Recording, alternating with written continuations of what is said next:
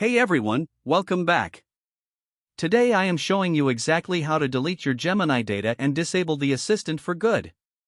In 2026, there is actually no separate Gemini account because it is hardwired into your main Google account, so if you want to wipe it out, you have to target the specific activity and subscriptions, so let's get right into it. First, you should delete all your past activity to wipe your data from Google's servers. Go to myactivity.google.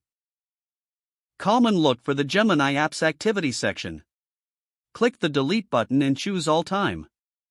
This will perform a complete digital scrub of every conversation and prompt you have ever sent. Once you confirm that history is gone forever and cannot be recovered, which is the best way to start with a clean slate. Next, you need to disable the recording feature so Gemini stops saving your future chats. On that same My Gemini Activity page, look for the toggle labeled Activity in Gemini Apps and click Disable. This effectively mutes the AI's memory.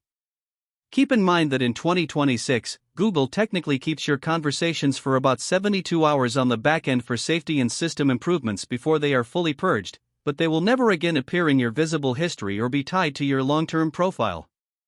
Then, you should remove the software from your devices to stop using the interface. On an Android phone, just long press the Gemini icon and select Uninstall. If it was your default assistant, your phone will automatically revert to the classic Google Assistant. On an iPhone, long press the app and choose Remove App. If you are a power user who installed the PWA, Progressive Web App, on your computer, you will need to go to your browser's Apps menu and select Uninstall Google Gemini to remove it from your taskbar and Start menu.